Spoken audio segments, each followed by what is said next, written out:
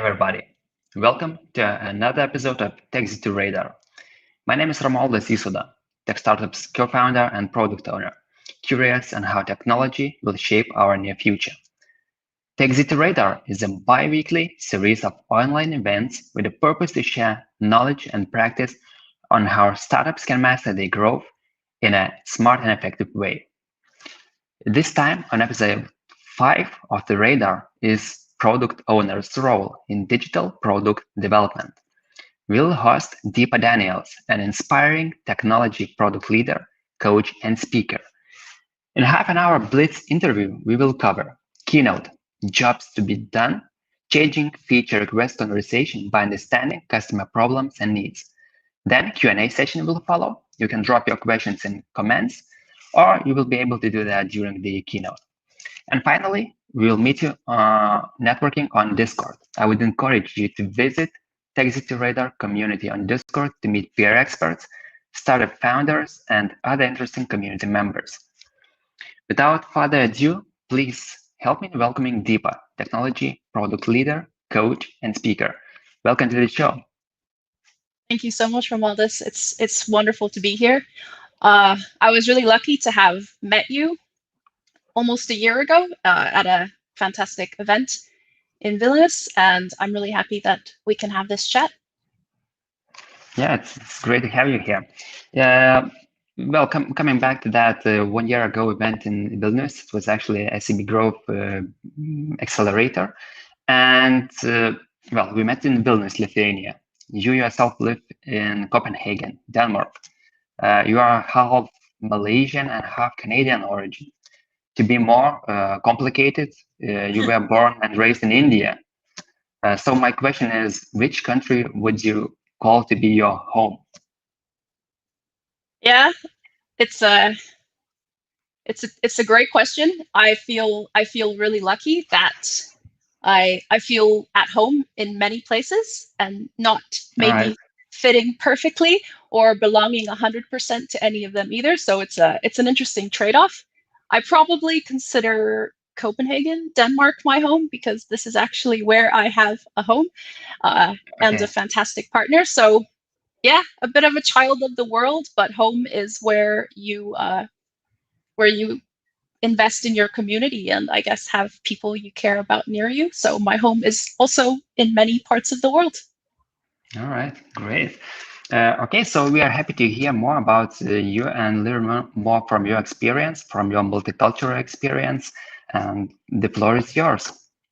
Thanks so much. So as you know, I'm very passionate about product management and product leadership, and that's what I have been doing for a number of years now. So I'm just going to kick off with kind of sharing something that supported me and helped me a lot fairly early in my product management career.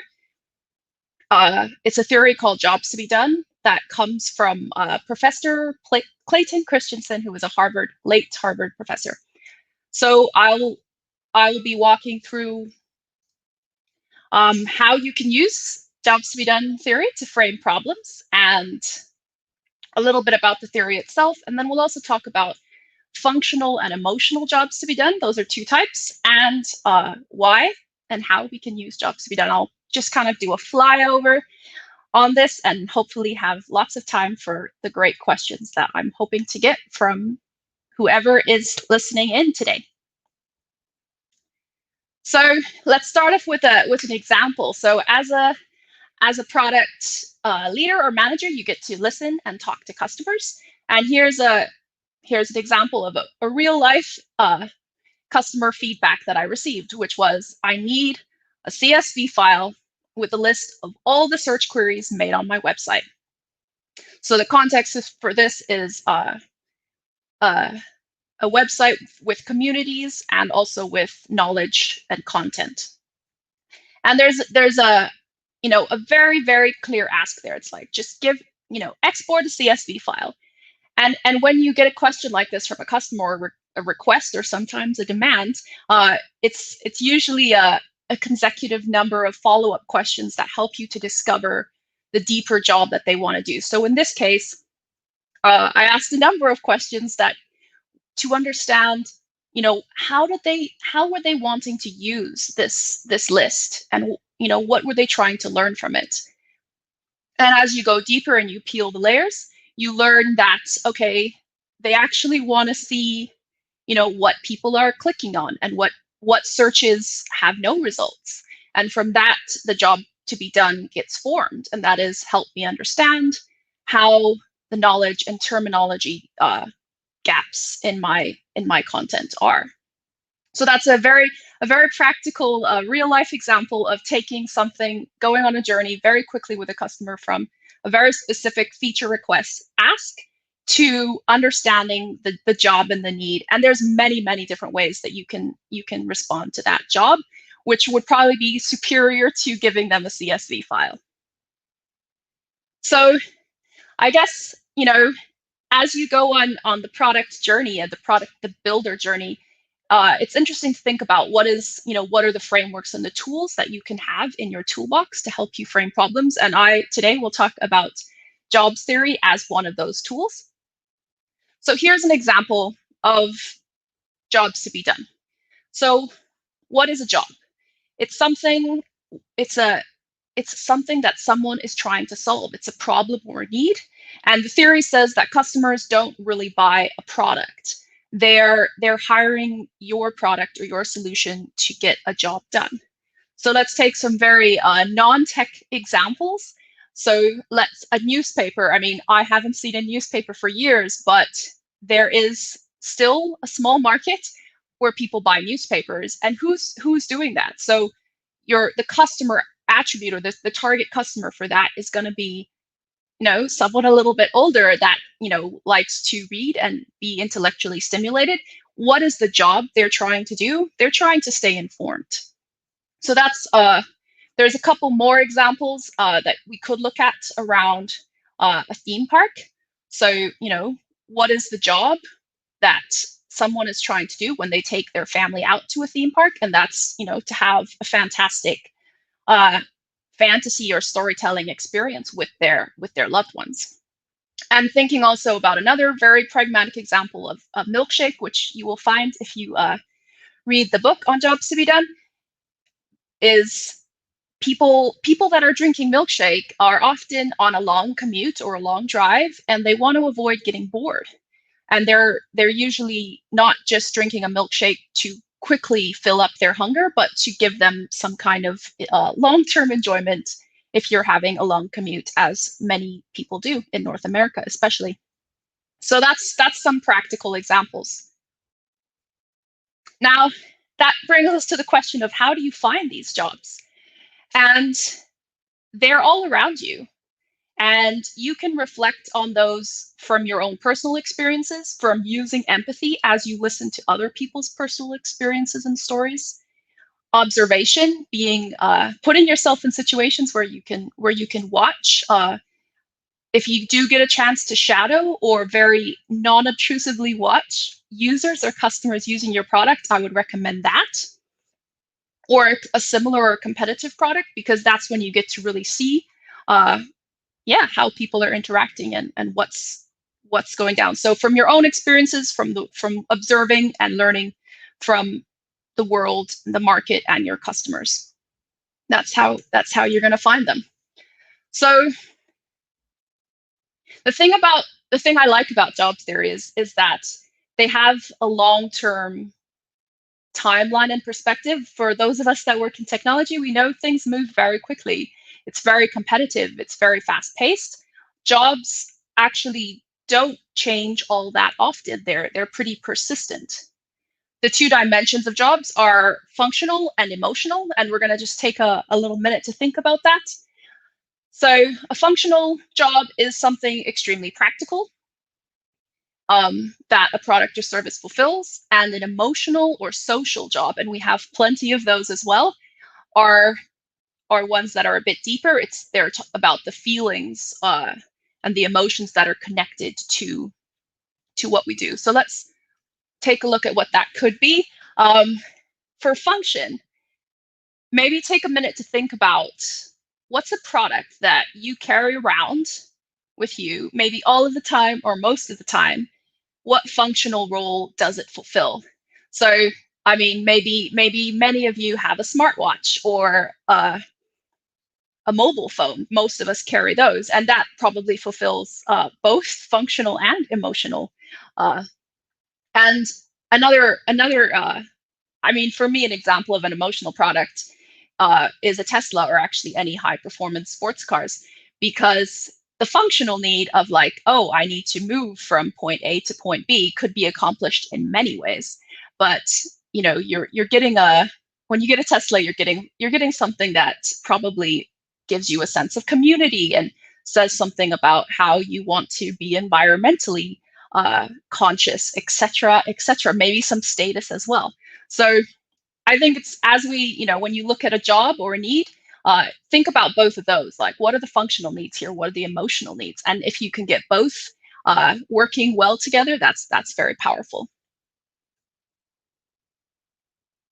And hopefully, I will also convince you a bit about why understanding the job to be done matters, and why going really deep and peeling the layers is helping and making a difference. So, old school brick and mortar business called Blockbuster. This was like pre Netflix. The big way that many people would get entertainment and movies and films was going to Blockbuster. And these are real quotes from their media team way back in the early 2000s. So I'll just read them. Obviously, we pay attention to any way people are getting home entertainment. So that's the job to be done. We always look at all those things, but we have not seen a business model that's financially viable long-term in this arena. Online rental services are serving a niche market. So, and the next one, we don't believe that there's enough demand for mail order. It's just not a sustainable business model. And as history shows us, Netflix did start out as a mail order business, and then moved into live streaming, and now there's like a host of content streaming services aside from, or more than Netflix, and Blockbuster is no more to be seen and didn't actually make the leap. So really keeping a focus on the job or that you're doing, and watching how and where your customers are looking to accomplish that job and to fill that need is really how you can kind of continue. A few more examples, or just to take the point home, this is companies that have exited the S&P, the Standard & Poor's Index 500, from 2002 to 2012. So we can see many big names or very famous companies that just 10 years go by and they no longer are relevant, or they're no longer competitive. And that's why jobs matter, and keeping a real focus on jobs really matters to have a sustaining business and to provide sustaining products. And I think the Netflix example of like being able to make the jump from mail in or mail order services to live online streaming was, a very, and quite early, made them, very, very competitive. This is the small token to my Canadianness. So if anybody watches professional hockey, a puck can travel at 170 kilometers an hour. So it's moving very, very fast. And as it moves, you can't go to where it is right now. You have to actually skate to where it's going. So I kind of like this analogy of thinking of figuring out the new functionality, the new features. You really need to not just look at where things are today. You need to look at where it's heading and where things are going. Skating towards the performance defining component or feature or system is where the profit will be found. And that's what your customers care most about. And you learn what that is by listening to them, and by, of course, looking also at the data of, if you are looking at your data, which I hope you are.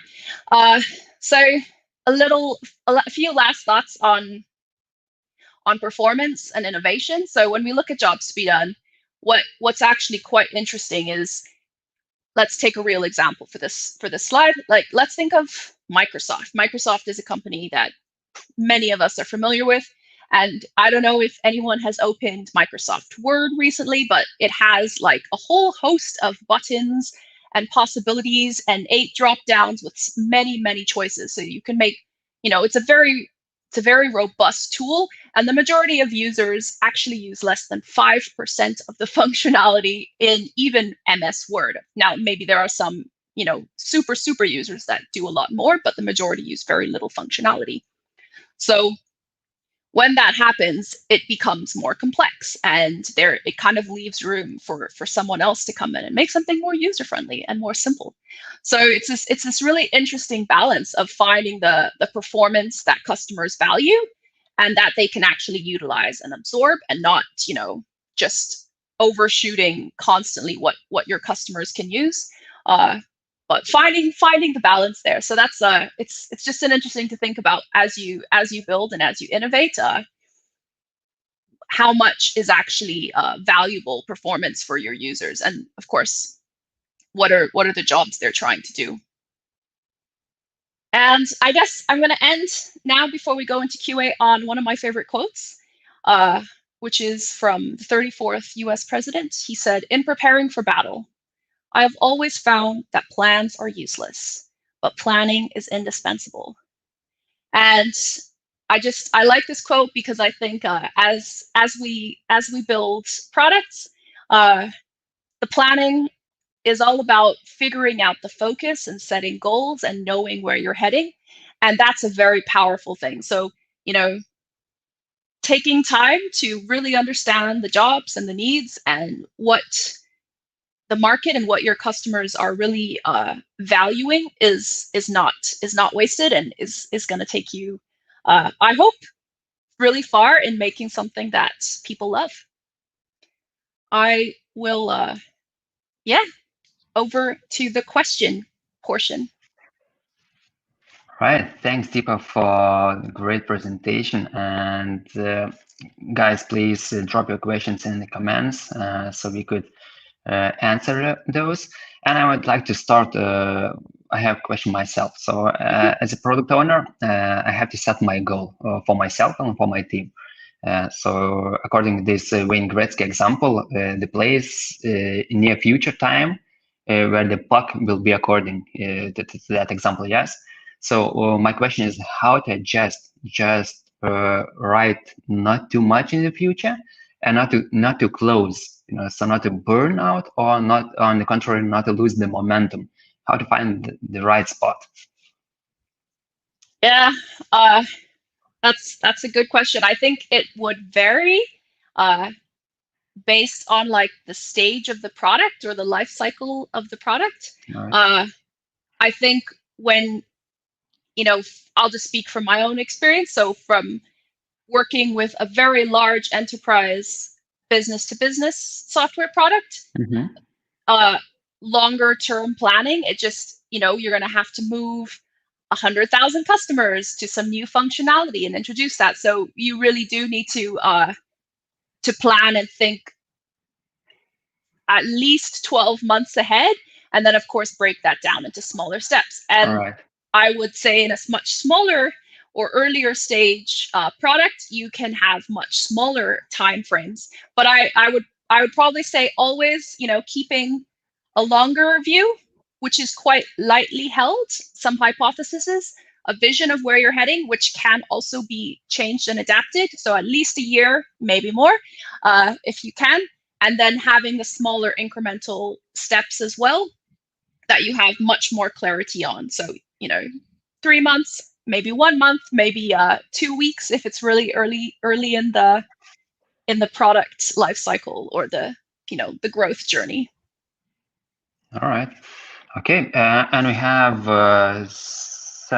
several questions.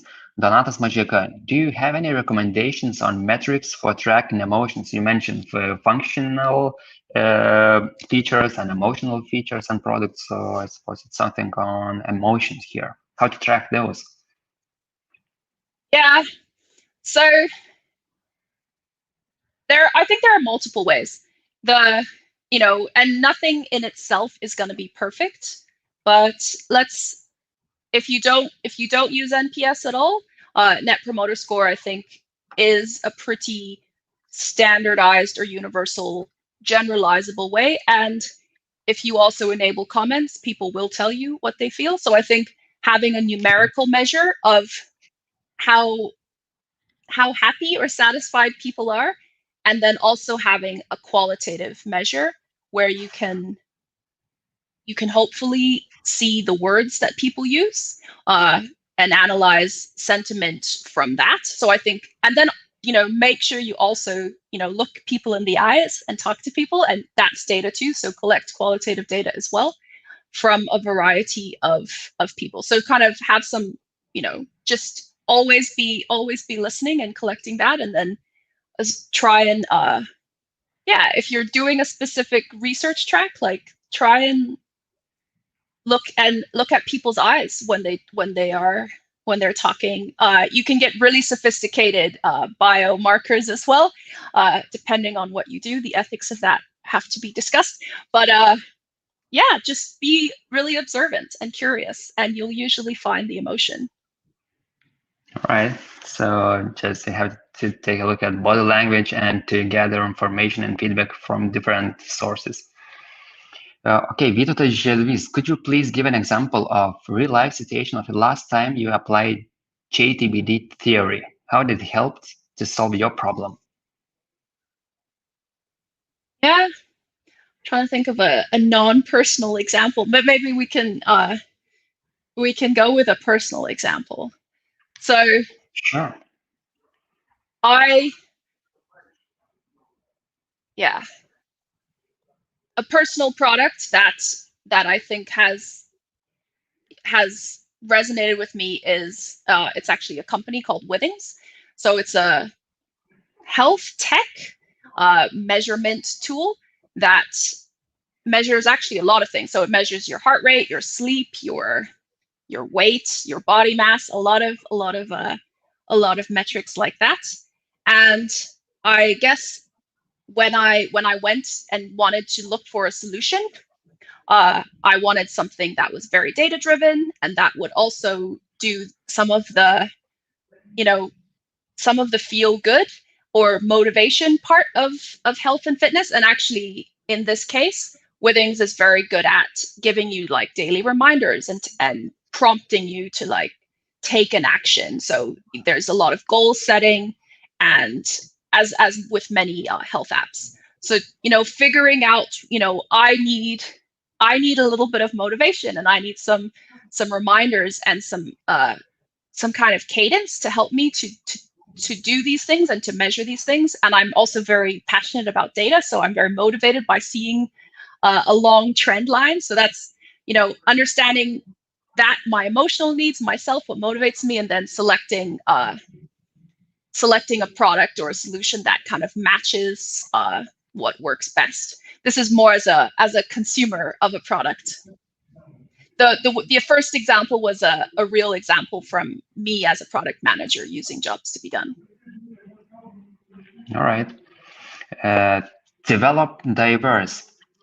How early in a startup is relevant to have a product owner in addition to CTO? What shall be the hints that indicate the need for a product owner / product developer? Yeah. Well, hi Develop Diverse. It's a fantastic tool. I hope everyone checks them out. So I think regardless of title, there's always someone who is taking that role or that responsibility on any team.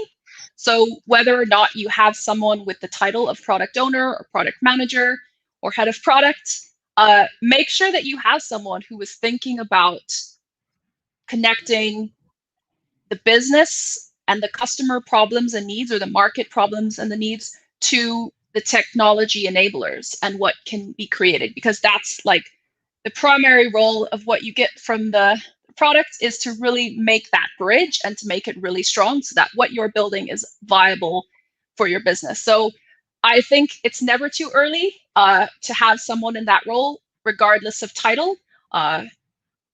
Always have someone that's listening to your customers and translating those needs, the business needs, into your solution. Yeah, I'm wondering if CTO is responsible and can, set the big picture, the big roadmap. Because I think CTO is maybe more, focused on details and the output. But I guess there are different situations in every startup. Yeah, well, I would say what I have seen is that frequently in a co-founder situation, one of the founders is an expert, and then the CTO is the technology expert. So in that situation, I think often it will be the CEO or whatever co-founder is the expert and that really understands the problem, the customer or the job or the space. That person is playing the product role, whether or not they have the title. So maybe in some cases that is the CTO. I know in early companies you have a very small team, pretty fluid. Many people do many things. So yeah, maybe that's the CTO wearing that hat that really understands the customer, or maybe it's the CEO, or maybe it's somebody else on the team. But the more people on the team that really understand your customers and their needs, I think the stronger your solution's going to be. Yeah, and startup it's very fun. You can choose any position, any title you want. You can be CTO, you can be PO, PM, CEO, whatever. Just make the job done. So that's all matters. And we have another question from Lina. Any recommendations on time project planning tools for a rockstar product manager? Thanks. Yeah, that's a good question. I mean, it's so many of these are it depends. So I think I would have to understand what stage you're at. But I would say, like, rule of thumb, the simpler tool wins. It can be a distraction sometimes to get really focused on like, oh, I'm going to use Asana, or I'm going to use Trello, or I'm going to use, like, for me, I would say whatever tool is most comfortable for the team and where we can move quickly, that's the tool I want to use. In a smaller team, especially, and that for project planning, it can be as simple as a spreadsheet. A spreadsheet is the second best tool for almost everything. You can go pretty far, but of course, if you need to have a great co-working tool, there's so many good tools out there. Or if most of your team is using Jira, go, do a lot of your work in Jira and integrate your schedules there. So, yeah. Tools are important, but the tools should be for the people and not the people for the tools. Yeah, I agree totally. And in addition to that, how do you think who should decide on the tool to use? Should it be product owner or should it be the team together with product owner to choose Jira, Trello, Asana, spreadsheet, or whatever, any tool? Well, I don't think it should be the PO. And I think, whoever on the team is really passionate about tools in a small egalitarian team, there's going to be a few really tool passionate people. Maybe they should go and do a little research and then bring some proposals. If you're in a large company, those decisions have usually been made, and you just use the tools that are given to you. So I think, look at the jobs and the needs you have, and not just the latest cool tool. And I guess whoever has the time to implement and educate, go for it. But I mean, there's different tools, right? There's design tools and there's development tools, and there's actually some product tools too. So I mean, go and get some good product tools as well, and have your own tools that serve you and that help you. And I guess choose those yourself, right? If you want to go and look at product pad and product board and see which one works better for you, I think that's your call as the PM. What tool everyone should use for everyday work? I usually try not to make that decision, but can influence it if it is important. All right. Okay, so we are almost running out of time. So thank you very much, Deepa, for your wonderful presentation. Thank you guys for great questions and answers from Deepa as well. Now we can move on to Discord. You can find the link to Discord in the comments. And before the end of this event, just an announcement. Don't forget to tune in next week. Next Radar event will be held next Thursday, May 20. And we will have super interesting and relevant topic, cybersecurity, with Domantas Chulde. So book the date to your calendar and see you there next week. And for now, thank you very much, Deepa, for joining us today, and see My you next pleasure. time. Thank you. Bye.